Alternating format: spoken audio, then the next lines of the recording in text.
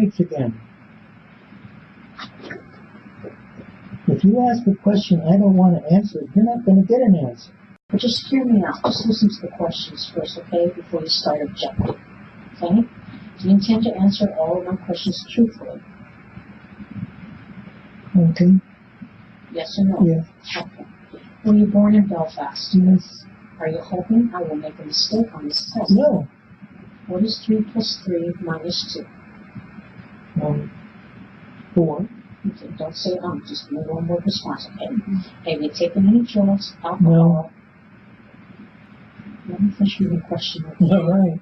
Have you taken any drugs, alcohol, or medication you haven't told me about? No. Are you planning to try to manipulate this test? No. Have you researched any information about polygraph before coming here today? No. Okay. Now, this set of test questions I'm only right. going to ask you once, okay? But I won't go by nearly as fast as I just read it, because after every question, I'm going to wait for a certain amount of time to elapse to chart your reactions. Regarding whether or not you killed Maria on December 3rd, 1957, do you intend to answer truthfully each question about that? Absolutely. Yes or Yes. no? Okay. Did you kill Maria? No. Let me finish reading the question. All right, son. Did you kill Maria on December 3rd, 1957? And when I say kill Maria, that includes everything that went into this thing. I love Maria. I would not kill her. The abduction, the sexual assault, the taking her away from that area, discarding her body. Go ahead. I'm good for it. That's what it covers. Yeah. Okay? You understand that? Finally. Okay. So I'll ask you again, did you kill Maria on December 3rd, 1957? No. With all the things that it entails? Correct. Abducting her, dumping her body, sexually assaulting her, killing her? No. Okay. On December 3rd, 1957, did you kill Maria? No. I've never seen a more guilty motherfucker. I'm sorry, dude. I mean, this polygraph test is like dog shit. More so than most polygraph tests, because like she's not even doing a good job, because he very clearly knows what he's doing. But he's failed like 11 vibe checks since he started the polygraph test. No. In the first 30 years of your life, do you remember ever having sexual contact with your sisters?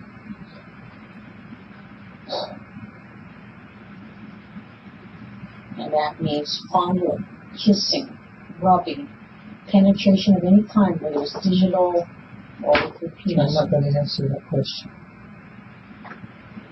Why not? It's none of your business, and it has nothing to do with Maria. It does. It doesn't. That's bullshit.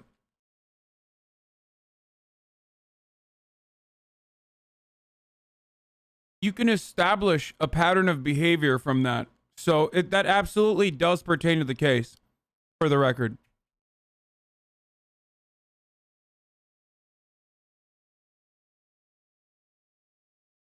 It does. Sorry. Without the ability to gauge McCullough's reaction to control questions, his responses to the relevant questions will not be analysable, and so the polygraph is aborted and Jack McCullough is taken back to the interrogation room. So that didn't go too good, huh? Yeah. Yeah, well, that's all right. Are you going to arrest me? Quite honestly, I haven't made a decision yet, because I've got some issues with this that I can't resolve without you. Okay. And so, what I wanted to do was, have you again kind of think through, because again, I appreciate the fact that we're talking a long time ago, okay? And, if we can come up with, alternatives. Okay, you haven't got shit, or the FBI would have arrested me. I'm done talking to you. Well, that makes my evening short then, doesn't it? Yep. Okay. Well, is he free to go? No. Okay. So. Did you say no? I said no. Yep. Okay. Yes. Did you do any research on me after you found out who I was? I don't know who you are. You know who I am. I know you're Mike Szynski. Mm-hmm. Yeah, that's what I know. No, I'm a cold case detective, right? Yeah, yeah. Detective Mike Szynski spends some time questioning McCullough, who again insists that he will not discuss anything that is not directly related to Maria Ridolf's abduction, and also continues to push the weird sex talk kid lead. You got to realize, you're kind of like in a world of shit right now, okay? And you're going to have to give up the truth, okay? Bro, that's Mike Wazowski, dude. That's the fucking classic guy. To save your own ass, to be smart, okay? So just listen to me, that's all I'm asking, all right? He's the man. There's certain things that happen here that I know happen, you know happen here. Once again, I'm not saying from reviewing this file. Calling from chat. I don't know what his name is. I thought that was his name. Okay? I did not. I'm not saying you did, okay? That's what I'm investigating for, right? That's exactly what I you're thought that was his name. Is it not? All right. Okay. I really think that one of the problems of what happened here is I believe, from reading all the reports that I did, from the interview of that other little girl who was there, okay? What other girl? There was 2 girls there. I don't know anything about a second girl. Okay, yeah, well, there were 2. I don't know why. Is there a particular reason why chat's being extra annoying today? I really don't know. What's happening? What's going on right now? Like, this is the first time. This is like, it's new. Today, question mark? No, I'm saying like more so than usual. Because like chat's always annoying from time to time, but more so than usual there were today. 2 girls out there, and they were playing out there when I believe that you came up there. What? Now listen to me, and then you're going to ask me the questions. And once again, I'm not saying that you killed anybody. You understand me? Oh, man. Okay. So anyway, yeah, there was another girl there also, and you tried to. Maybe I'll refresh Was your she memory. kidnapped too? No, she wasn't. How old is she? She was the same age. They were best friends. Oh, really? Yeah, best friends. Okay. And she's still alive today. And actually, I think you met the 2 detectives that were here. Actually, another detective. They interviewed her. Yeah. Okay. And once again, I'm saying this is where I believe that you're hiding something. Okay. And I'll tell you why I think you're hiding something. Oh, really? I'm going to tell you you're wrong right now. Okay, well, you better hear what I say first before you say I'm wrong, okay? What I believe kind of happened here is I believe that you did go out there. And that's fine. Just let me, then you can answer some questions. So these 2 girls were out there. And they knew that the guy, and they knew as Johnny. And Johnny said, and he was very nice to the girl, and he knew Maria, and he offered them a piggyback ride. And I believe that what happened is that person was you. And oh my God! And they did give you a piggyback ride, but I didn't say that girl didn't say you killed her. You understand that? McCullough again argues he has a rock-solid alibi, and Szynski Oh my God! continues to probe for specifics that can be offered, as well as trying to get McCullough to engage in further discussion of his relationship with his family. Your mom, who's deceased now. Yeah. Okay. You're real tight with her. Oh, absolutely. Okay. Like you were from once again. I called my mom every month of my life. I loved my mom to death, and my mom was brilliant. When she died, my dad was asked, "How many people do you think are going to come to the funeral?" And Dad says, "Oh, maybe 30 to 40." 350 people showed up. Did you show up? No, I was in the service. They wouldn't let you get home from military leave for your mom's funeral? Were you in Vietnam then? I don't remember where I was. Because Eileen Tessier passed in 1994, it's safe to say that McCullough was not stationed in Vietnam. His sisters have been clear that they explicitly told him he was not welcome at the funeral. Now, I told you there was 2 little girls there. One girl got killed, and the other little girl. She said the person who came there, who said his name was Johnny, who lived nearby, and gave him a piggyback ride. They said he was very nice, and they said he was one of these guys here, and her name's, and she signed her name on the bottom of that photograph. Can you picture anybody out here that you know in this photograph? I don't know any of these guys, and I don't think any of these guys are from Sycamore.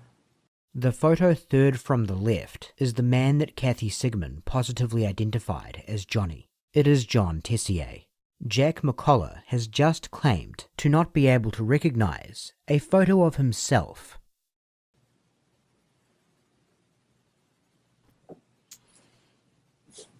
I'll just take a look at every picture and turn it over to just definitely start with one and then just look at it and just. Bro, how the fuck do you not know? What the fuck? Okay. Hello? No. No.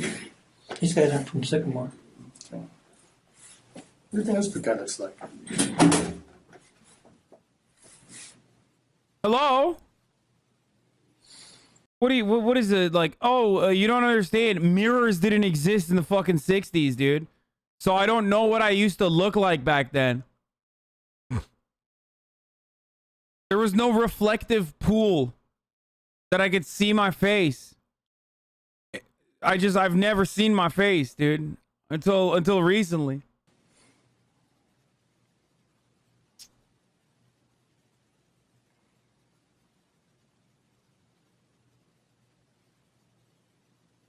This is crazy.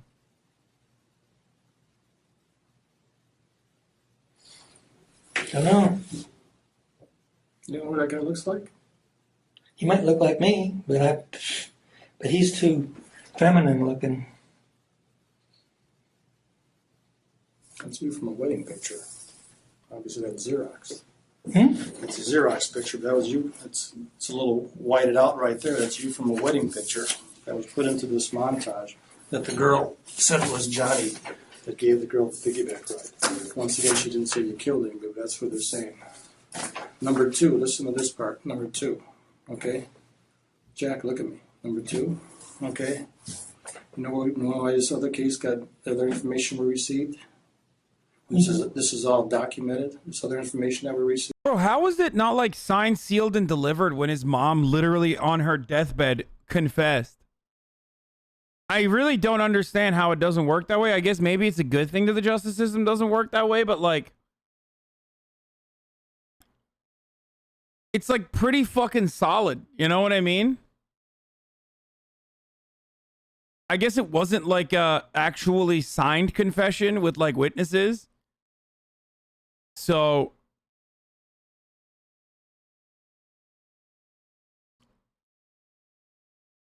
I know she can't testify. I understand. I remembered that she died. Like, in my mind, she said that, and then they were like, oh, let's get your testimony. You know what I mean? But then I remember she's fucking dead, so she kind of can't do that.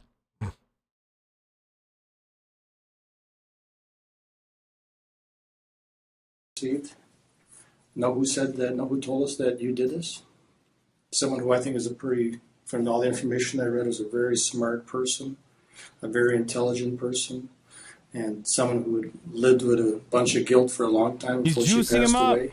He's juicing him. Yeah, you're going to say my mom, that's bullshit. No, why do you say it's bullshit? Because she wouldn't suspect me of murder, and she knew where I was.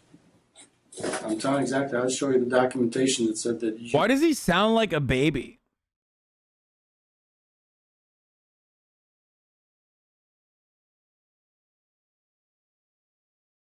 That she said that you're the one who did this, and that she said she was ashamed of it. And getting back to this is that other little girl who said, this is her signature right down here. Once again, this is Xerox.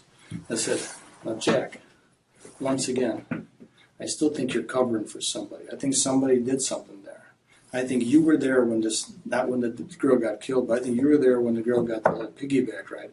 I'm not saying you took the girl and killed. I'm saying you were there, and then you walked off, or somebody else came up there, and you remembered this, and you're trying to hide this or cover for somebody, and I don't know who you're trying to cover for. If it's one of these other, I'm not covering for anybody, and I don't know what you're talking about. Whatever else you might want to say about Jack McCullough, he is not a stupid man, and he never comes close to embracing the alternative question Detective Szynski attempts to put in front of him, of being responsible for Maria Ridolph's piggyback ride, but not her abduction and murder. Over the course of the next half hour, Detective Szynski continues to confront McCullough with Sigmund's positive identification, his history of sex abuse allegations, his unused train ticket, and his mother's deathbed confession. But this mounting pile of circumstantial evidence will not prove to be enough for him to relent and offer a confession. It was, however, plenty for the judge that ultimately presided over his trial. On September 14th, 2012, 55 years after Maria's life was taken, Jack McCullough was convicted of the crime. He was handed a life sentence without the possibility of parole for 20 years, at which point he would be 93 years old. It must have been somewhat of a bittersweet moment for the living members of Maria's family and the Tessier sisters as they stood on the courthouse steps after McCullough's fate was decided. On one hand, the man who had tormented their minds for so long was finally being held accountable. But on the other, nothing could take back the evil things he had done, or the fact that he had gotten away with it for so long. All the same, even though his being brought to justice was long overdue, Jack McCullough's case does have a silver lining to it. A message to any victim who ever feels like giving up hope, or monster who thinks they've well and truly run out the clock. Justice doesn't have an expiry date, and even if it feels like 1,000,000 people have turned their back on you, that doesn't mean the next one will. Whenever you make that next phone call or send off that next email, you never know who will be on the other end of it. It may just be that one person who will finally set things right. There's just one problem. Jack McCullough was totally innocent. Now bear in mind, people are seldom found innocent, as opposed to not guilty. Usually, acquittals come down to a judge or jury determining there is an insufficient level of proof to justify conviction, but you can't necessarily take that as a proclamation the person on trial did not commit the crime. This is not the case with Jack Fuck you, chat, okay? McCullough. Chatters. Jack McCullough positively did not murder Maria Ridolph. He couldn't have, just like he said in his interrogation. Why that is boils down to two facts. 1. John Tessier placed a collect call from a post office in Rockford to Sycamore at 6:57 p.m. on December 3rd. 2. Maria Ridolph's abduction in Sycamore is firmly established to have taken place between 6:30 and 7 p.m. on December 3rd.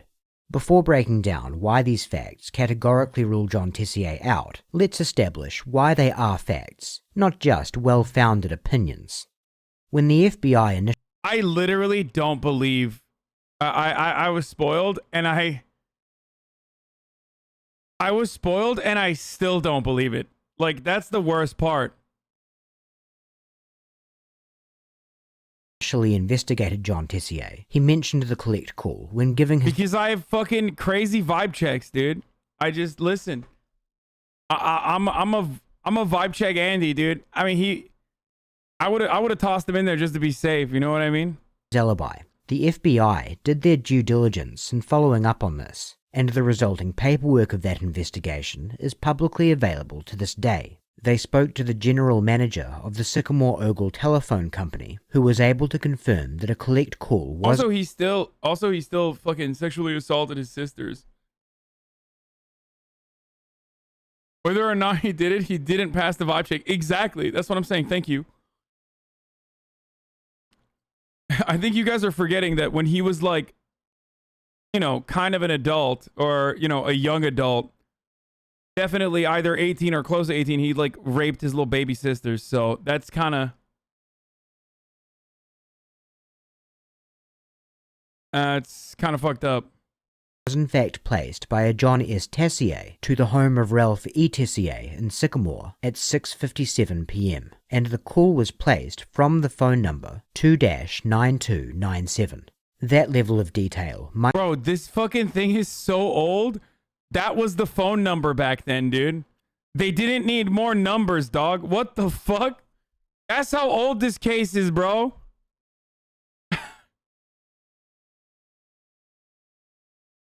Hey, what's up? I'm calling from 3. Hey, what's happening? Wait, let me call my friend over at 11, dude.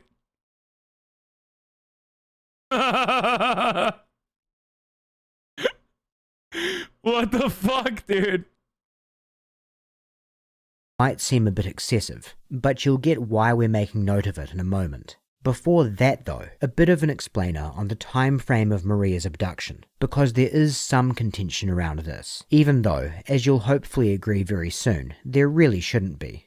The FBI established Maria's abduction as taking place between 6:45 and 7 p.m. That time frame was based off of multiple accounts from neighbours, as well as Maria's own family, most importantly, her father Michael. Now granted, memory is malleable, especially in the midst of crisis, but not all memories are equal, and you can be a lot more confident in the time someone places a recent memory if they are basing that time off of a connection to something specific. Maria's brother, mother, and father all told the FBI that she came into the house to get her doll after 6:30. Her father Michael said he wasn't able to place the exact time because he was preoccupied by a television show he was watching, the Western series Cheyenne, which aired at 6:30. When Larry Cott was reinvestigating the case, he knew the FBI timeline, coupled with John Tessier's phone call, was a big problem. An insurmountable one, in fact. We can see this in the way he bent over backward to create a new timeline that could place Maria's abduction significantly earlier than 6:30, let alone 6:45. What Cott essentially did was write off all eyewitness accounts that placed Maria's abduction in the time frame the FBI established as wrong. Okay, that's the worst part because, like, you know, my vibe check on him was, I think, still correct. I maintain that position, but I should have vibe checked the cop, and I really didn't. And I feel like we've been watching too much propaganda where I just, like, literally don't even assume that anymore, you know? And then I even said, like, that's my boy Mike Wazowski or whatever the fuck his name is. Combed through interviews to find anyone who could be read as placing it earlier. One account he found was from an oil delivery man named Tom Brady, who by his estimation saw the girls playing when he was making a delivery around 6:15 p.m. Cott cross-referenced this with a bus driver who drove past the corner where the girls were playing at about 6:30 p.m. and claimed to have not seen them. There's absolutely no reason to disbelieve the bus driver's account and the time he placed it, but it doesn't do much if anything to help move the timeline back, because the bus driver would have no reason to be keeping an eye out for two little girls playing on the street, so it's entirely plausible they were there and he just didn't make note of them. That you would put more credence in the bus driver than Maria Ridolf's own family, coupled with several other neighbors, is inexplicable, unless of course your only goal was to move the timeline to implicate McCullough. Larry Cott ultimately concluded Maria was abducted no later than 6:20 p.m. Dude, this was great, by the way. This was a fucking fantastic video. Like, all the way up until the end, you're just like, oh, fuck this guy, and then it's like, boom, just kidding, bitch. Also reasoned, just because McCullough could prove he placed a call from Rockford at 6:57 p.m. didn't mean he could prove from where within Rockford the call was placed. If he abducted Maria Ridolf on the street corner in Sycamore at 6:20 p.m., or even a little earlier, and placed the call from the outskirts of town in Rockford, he would have even more of a window to make the commute. This is another illustration of how much tunnel vision Larry Cott was operating under. Remember, oh, the upload date is April Fool's? Is that why? It wasn't established as being merely a phone booth somewhere in Rockford. The manager at the phone company confirmed it as being from a specific number, 2-9297, and that specific number can be traced to the area in Rockford that John Tessier claimed he placed the call from at the time. With all of this in mind, let's take a look at the sort of commute we're talking about, and you should quickly get an idea of why investigators were trying to buy every minute they could to make this work. Here is a Google Maps route from the corner Maria was taken from to the outskirts of Rockford. So we're actually going with Larry Cott's hypothesis to start with, even though it's not credible. Now bear in mind, this is far from a precise picture of what the situation would have been in 1957, but all the differences you need to factor in add time to Tessier's best case scenario commute. The roads were different. He would have been driving in snowy conditions and using a car from the 50s. But going with this modern projection that doesn't take any of those factors into account, Google's quickest route is still a 31-minute drive covering 24 miles. So even if you allow that Maria was taken at 6:20 p.m., which there really is no reason to, and that John Tessier placed the call from the outskirts of town, which he didn't, and you don't take any of the variables we just mentioned into account, which you absolutely should, still, even then, the only way John Tessier's alibi doesn't still cover him in Larry Cott's scenario is that perhaps his abducting Maria Rudolph would not literally break the laws of time and space. He would have less than 10 minutes to spare from the time he ran off with Maria to arriving at the phone booth. A feat that, while maybe not literally impossible, is so far-fetched that it should be discounted by any reasonable person. So who did it, bro? What the fuck? Then when you place Maria Rudolph's abduction where it actually was, and you put John Tessier in the actual area we know he was when he made that phone call, you still don't even need to take the roads, conditions, and car into account. Bro, this shit sucks because it's like, it's not a solved cold case. That was the debate. Before you find the scenario, like, this is not the coldest case ever solved. This is the coldest case that went unsolved. Is going that extra mile and breaking the laws of time and space. There is simply no way it could have happened. So you might now be wondering, how did Jack McCullough get convicted? The FBI files were ruled inadmissible. Yeah, ain't that a hoot? Kind of hard defending yourself when the key piece of evidence exonerating you is off the table. As you would imagine, there was an appeals process, and it resulted in the vacating of McCullough's conviction on April 15th of 2016, once the FBI files were taken into account. And a little less than a year after that, he was issued a certificate.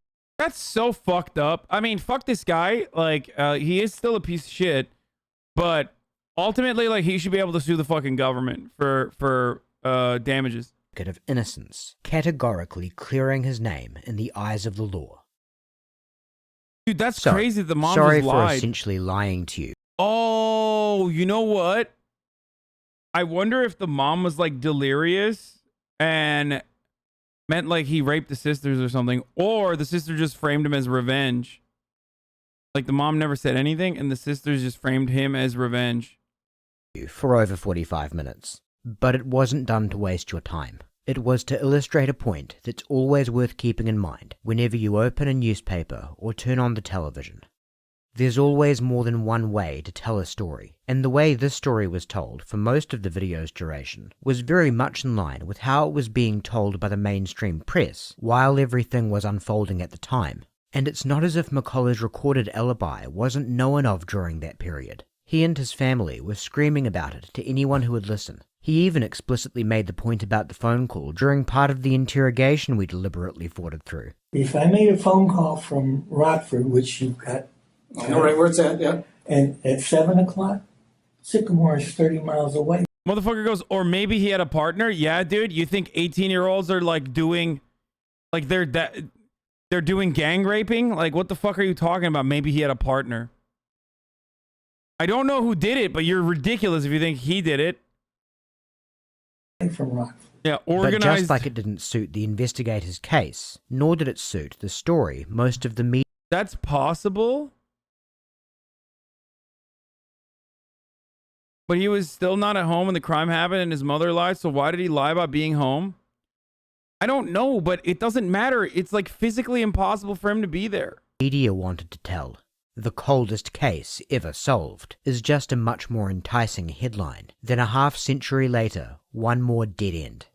And you can make that first headline work even without the facts on your side, so long as you're in charge of telling the story. Just choose what to leave in, what to leave out, what to emphasize, and what to brush over. When given subjective behavioral cues, interpret them as uncharitably as possible. Whenever something comes up that looks good, pick as many holes in it as you can. Whenever something comes up that looks bad, leave it hanging.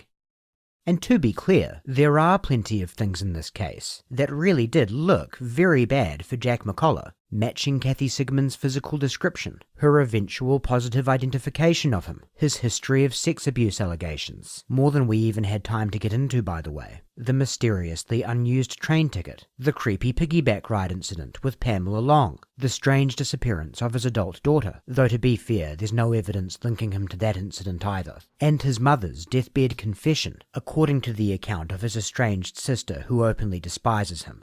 All of these things look bad. Terrible, in fact, and this video isn't striving to argue that Jack McCullough is a really nice guy, but he did not kill Maria Ridolph, because no amount of things that look bad can ever trump the cold, hard constraints of reality. And it's for that reason that unfortunately, Maria Ridolph's story remains one without an ending.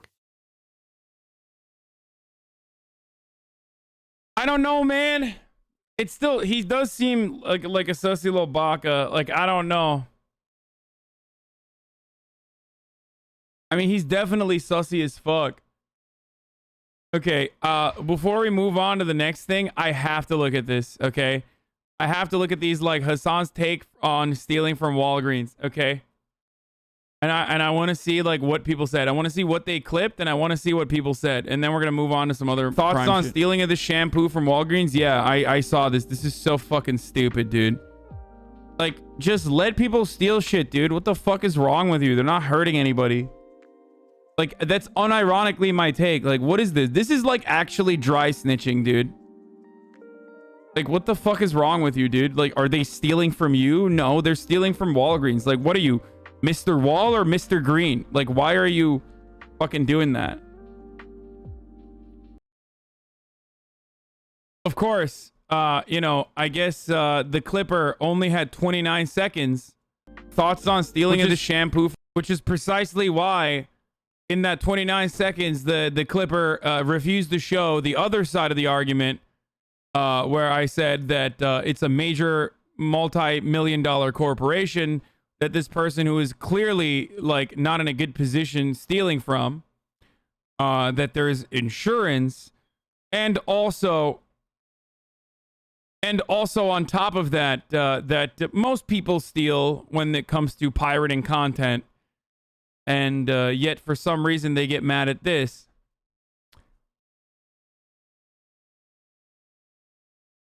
Kamikaze Pigs. Clipped by who? How do I see who clipped it?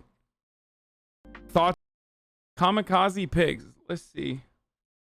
I mean, there's so many of these motherfuckers in here, dude, that just, like, sit here and wait for some shit to be like, fuck you, dude. WarioWare, let's go. First stream, is this normal? By the way, you're pretty base, not gonna lie.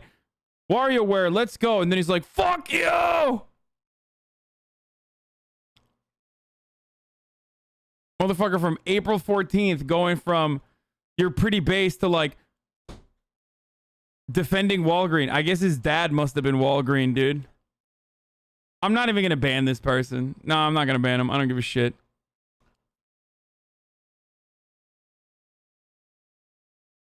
I think it's because I made fun of WarioWare that he behaved this way.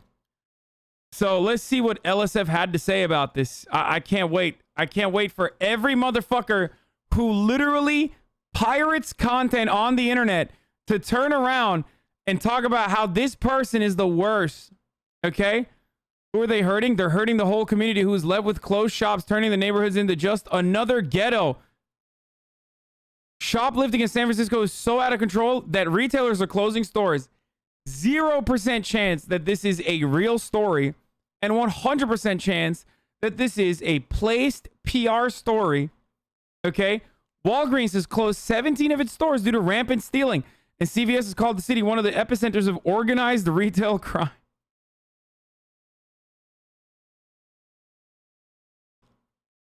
Jack was a retired cop and was given $300K from the city of Seattle because of a lawsuit. Oh shit. He was a retired cop.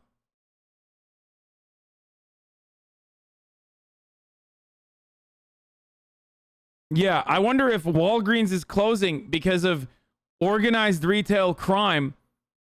Also, just another ghetto. Yeah. It's a ghetto when there's no Walgreens. And the less Walgreens are, the more ghetto it is. Just because you don't agree with it, you call it planted? Wait, what do you mean?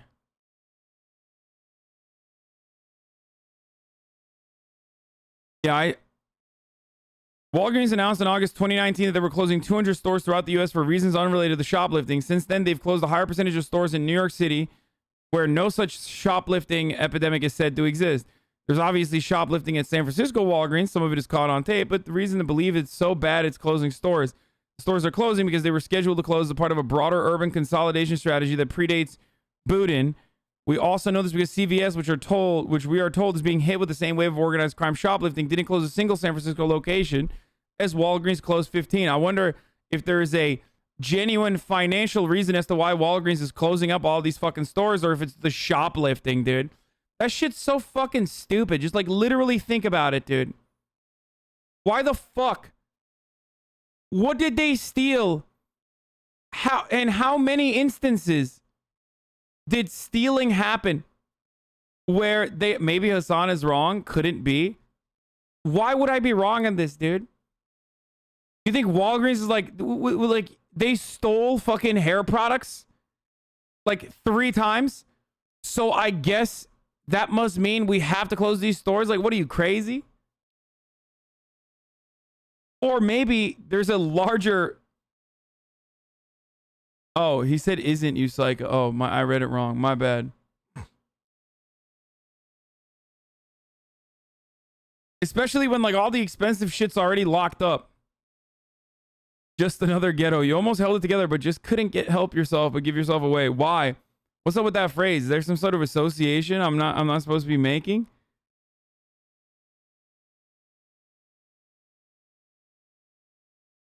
Wait, if you can't grasp the difference between stealing a physical item and copying a digital item, that's your problem, dude? And if you copy a file from your PC, you still have it. If I steal your car, on the other hand, wait, why?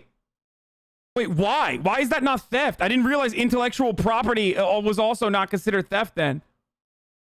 Dude, oh my God, Redditors will go to any extent. You're literally, if you're not fucking paying for a movie or hentai or whatever the fuck you are watching for free on the internet, which by the way, I don't have any fucking problem with, you are literally stealing. You are stealing. Just because you crank it out to that hentai does not change the reality that like this is a more justifiable position.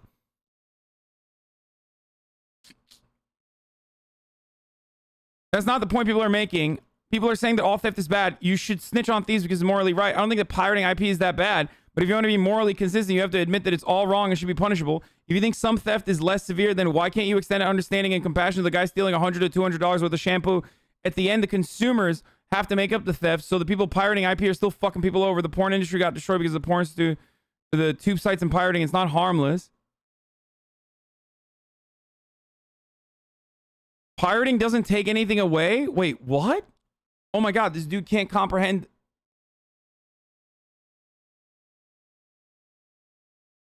I'm so confused, dude.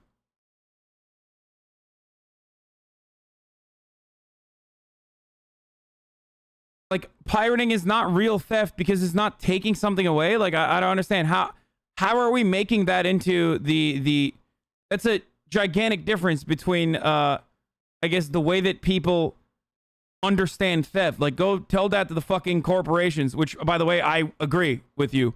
I don't think it's actually significant theft. It's still theft, though. Do you know how awful it is to be working at a store where people are rampantly stealing from your store? I do not. But guess what?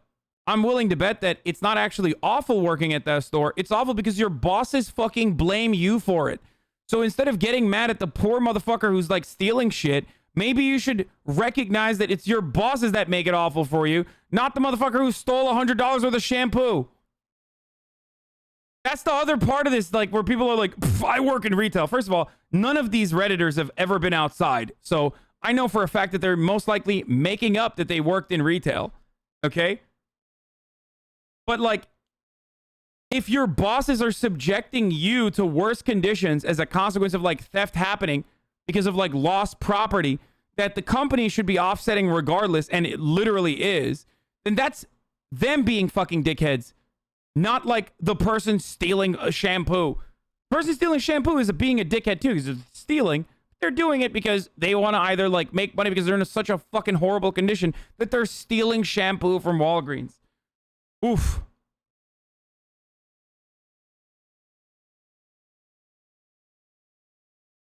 Anyway.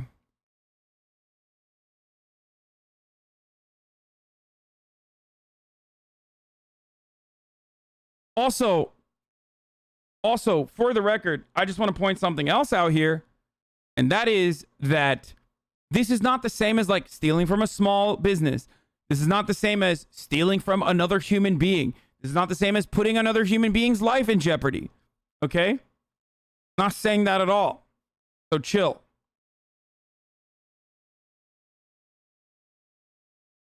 Okay?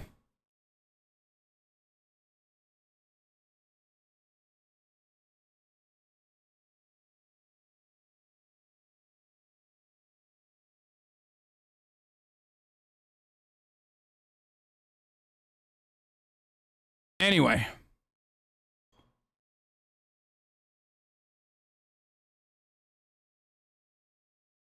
I just think this whole concept of dog whistling often steps in the territory of paranoia and conspiratorial thinking. Okay, the idea that Walgreens are closing down because of shoplifting just isn't true. Stores are closing down because they were scheduled to do so. Walgreens closed a higher percentage of stores. Yeah, we already went through Adam Johnson's take on this. If they don't close their store, that store increases its prices and makes up for the losses. What? It's why prices tend to be lower in middle-class areas? What? This guy is just making stuff up. This is just a completely made-up take. I have never... What the fuck? Why do Redditors just do this? Like, actually just straight up, categorically lying, okay? This is not a real thing. Why did he just make this up? Like, you have to be literally a child to just be like, I actually know what the real reason is. And the real reason why this is bad, I couldn't find any reason. So I have to say that the material harm is to the consumer because they're just increasing their prices. Yeah. That's why I always go purchase from the Walgreens in the wealthier neighborhood because it's cheaper there because rich people aren't stealing. You know, rich people are stealing. They're just stealing from you, the dumbass workers that work under them that defend them in every step of the fucking way. I'm a Redditor, by the way. I just lie, and, you know, because it corresponds to my biases, then other people will believe me and upvote me. Hoodline.com reporting a guy allegedly spoke to another guy. What? What the fuck is Hoodline.com?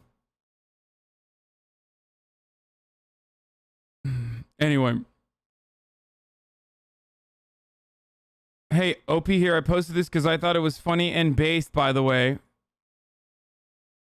I don't understand what's based about it. Okay, well, good job, OP. Because, you know, I didn't ban him, but, you know.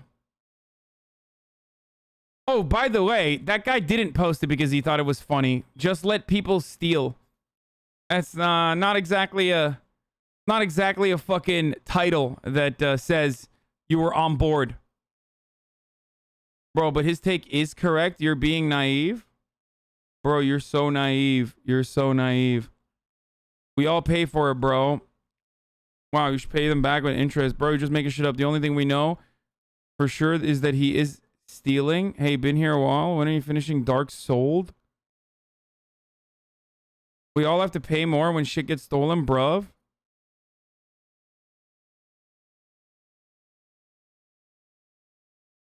Okay, well, that shit has already been priced in because shit gets stolen regardless. You fucking dumbass STEM lord. God damn, dude. Okay, well then, you know, it's been priced in already.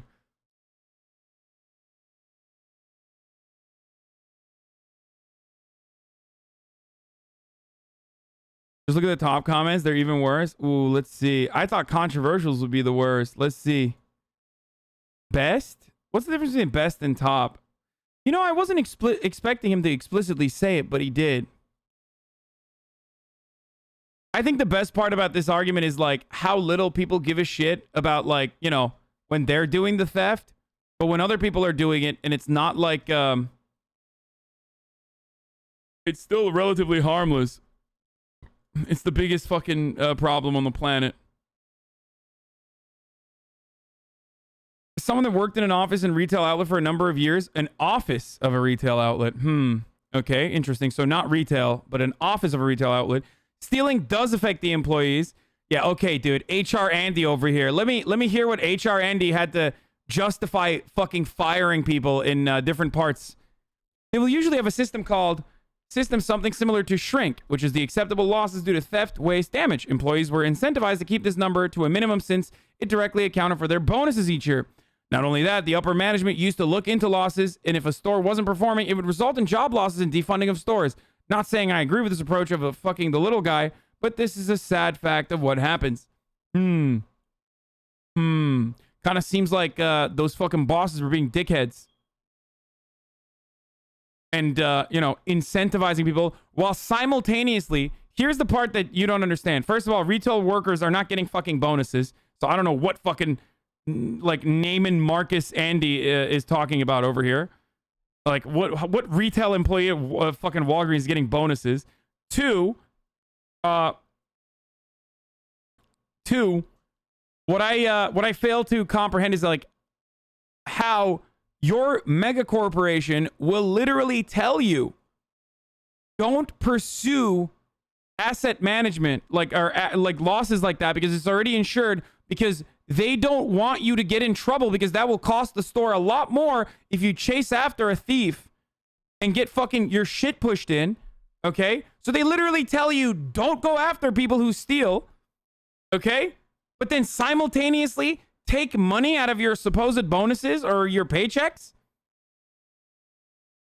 That's kind of weird and really fucked up on behalf of the bosses. And, is this funny because I work for Walgreens? They literally tell you, do not run after fucking people who steal shit. Your take is entirely correct. As an ex-retail manager, I can tell you that they expect 10% shrink due to internal and external theft. This loss is built into the profit expectations.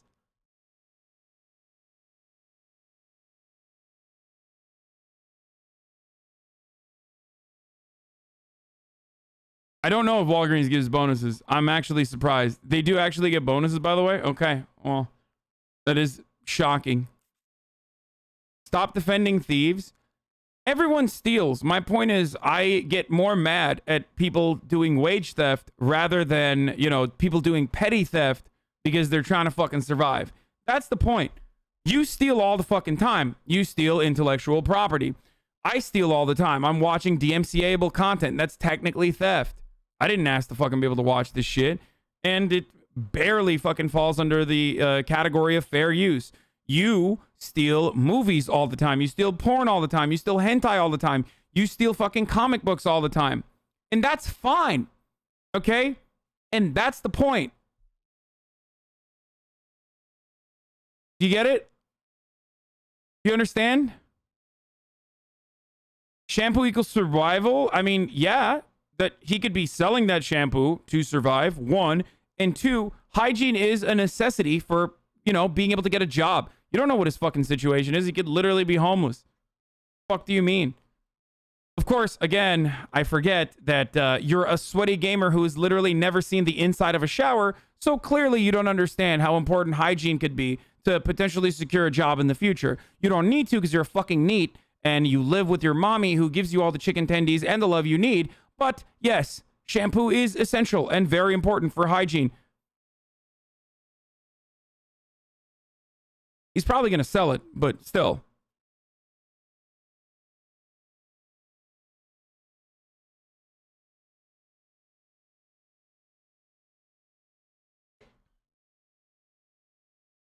For the record, I'm not like advocating for not pirating shit. Theft is a tiny percentage of shrink. At my store, it was 7% of total shrink loss.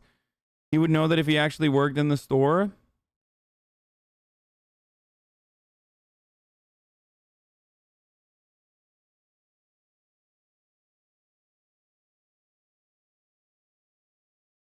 So I guess this gives me the express permission to rip all his clips and make a YouTube channel to profit off of him. Guy's a millionaire and I'm just a pleb. If y'all tell you're wet snitching, wait. Oh my God! Wait, what? Does he not know?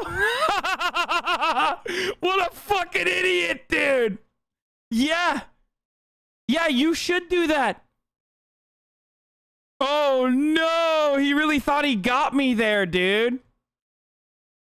Oh, fuck, dude. I really got owned, man. Fuck. That's crazy, dude.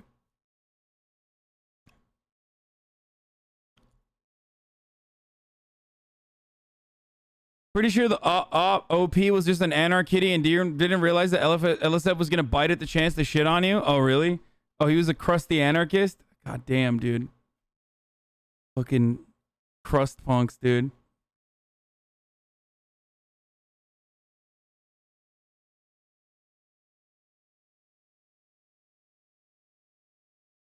I'm going to say please do. What a fucking idiot. There's no shot. This has to be one of the this has to be one of the editors. Okay, but dry snitching, stop snitching. He's well aware and happens, doesn't care. What if I take his money from his bank account? Yeah, what if I rape him while I do that as well? It's like, okay, dude, is that what I was saying is acceptable?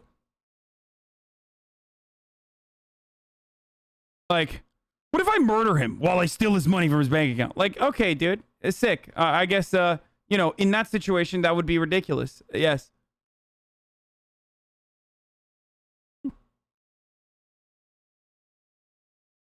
The dude clearly believes in private property. I don't know what the fuck you're arguing, lol. I'm not arguing, lol, and that's personal property. What? Are you saying personal property is different than private property? I should really stop assuming people on Reddit speak English. There is. Why are you trying to debate? This dude in the thread responded to is literally trolling. I'm trolling, LMAO. Just chatting, shitting. Oh, fucking Christ. I was owned. He was joking.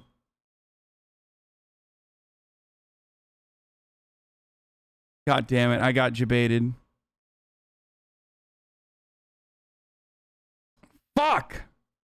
I'm deleting this. How do I delete a comment on Reddit? Dude, I don't use Reddit at all. I don't know how to do any of that. Oh, there it is.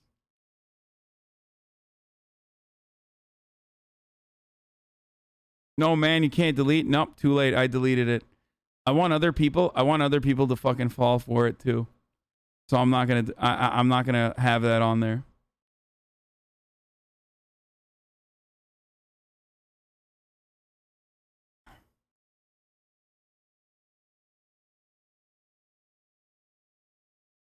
But if there is a societal problem that makes people go to these dire straits, why not deal with it on a systemic level through taxation? Why do we have to justify individual instances of petty theft, which reverberates a horrible message throughout society, especially when it goes without repercussions?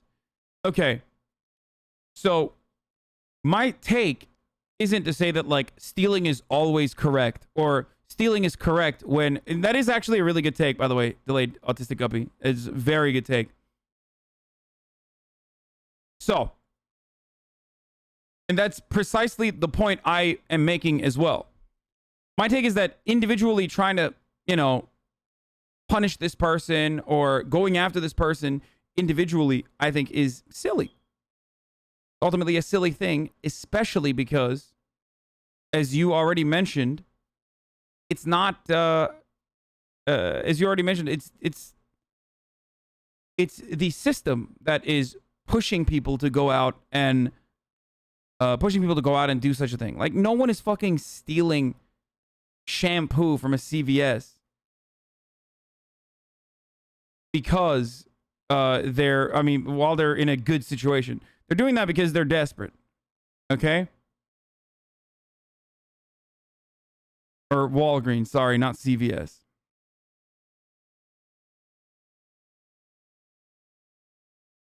You're literally saying half-truths and then saying the worst position. Wages are consensual and agreed upon, so therefore it's literally and legally cannot be theft. First of all, wage theft is a separate concept, you fucking muppet. Secondly, the wages are consensual mentality is so fucking stupid because there is no consent under coercive elements, such as if you don't take this fucking shit-ass job, you're gonna literally die. And if you don't believe me, then look no further than the Chamber of Commerce and the sentiment that they've expressed, because the government finally gave somewhat adequate social safety nets to workers as a consequence of the coronavirus pandemic. So, you know, really just idiotic take all around. I'm talking, when I say wage theft, though, that's actually not like exploitation in the capitalist in the Marxist understanding of exploitation. When I say wage theft, it's a very specific and there's a specific legal capitalist definition of wage theft, which is to the tune of billions of dollars a year that your employees take from you in forms of like back pay and overtime payments and shit that they don't pay you. Okay. It's what your employers do. I think the tough on crime libs might be stun locking you. Yeah.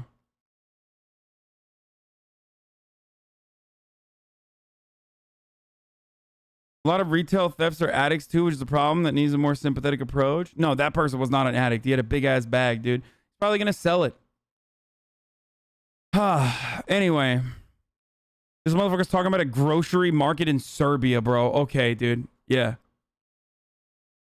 Not surprised that Hassan has zero idea what the average retail worker experiences. I worked at 2 different grocery stores. Our bonuses were also tied to theft. I never once stopped someone from stealing and have the same view as Hassan. Your view is that his job history is somewhat a factor in the merit of his argument is bad faith bullshit position.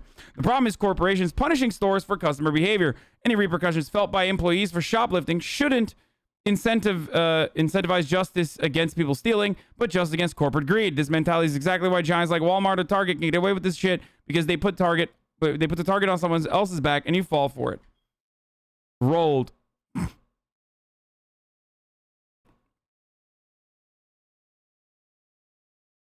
I love how you changed your voice. No. I changed my voice because I had to take a breath in between. I knew that that person was on my side. Not to mention how annoying and potentially dangerous it can be dealing with scumbags who come in and steal shit all the time. Anyway. It's like a bunch of people being like, it's fucked up. Can confirm someone who worked in retail. Every moment they had the shrink written on the board in the back, and there were always meetings about how we somehow need to prevent theft.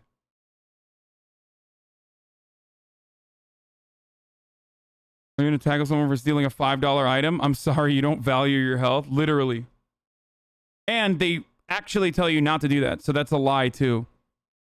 Except for employees are the ones that cause shrink and steal the most. Almost all significant theft comes from employees. In fact, most retailers will straight up tell employees in training that it's the workers, not customers.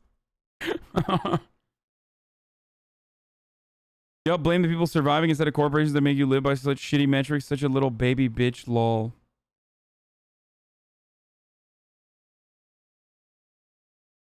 Anyway, it's good. It's good to see LSF back and shitting on me rather than being like, "Oh my god, he can't get away with it again." Like, "Oh, what the fuck?" It's fun to you know, switch things up a little bit. The moment that you see like a black person steal, LSF goes back to its old ways, you know.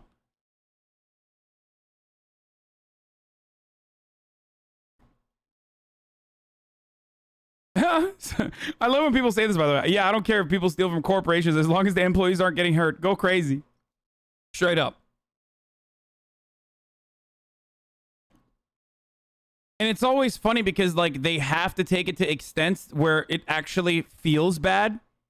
You know what I mean? Like they have to find, because on its face, it's not good enough to just be like, "Oh, I'm actually upset that this is happening." Like, on its face, it's not good enough, so they have to literally make up other shit like, "Oh, well, the corporation murders you if someone steals from the Walgreens," or what about the individual who runs that small shop?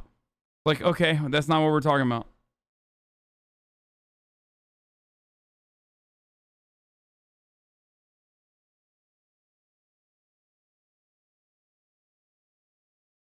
It's great. It's wonderful. I love that. You know, I wasn't expecting him to say that. Fuck, how will they recover from $2 shampoo? How to tell us you don't actually bathe yourself without saying it. My Dollar Tree shampoo smells good though. Feels poor, man. I wonder if he would feel differently if he was the one getting robbed. Yeah, having a robber inside your home is totally comparable to someone stealing from $1 billion corporation, which is selling goods for profit. Extremely intelligent take. Or stealing his cam when he's streaming IRL or his car. At the end of the day, he's running a business for profit. I'm entitled to his property. Dude, people are so stupid, dude. Like, this person is literally too stupid to survive. I'm glad that his fucking mommy is taking care of him, but he's so fucking dumb, dude. I'm not even talking about, like, small businesses that, like, stealing from small businesses is scummy, okay?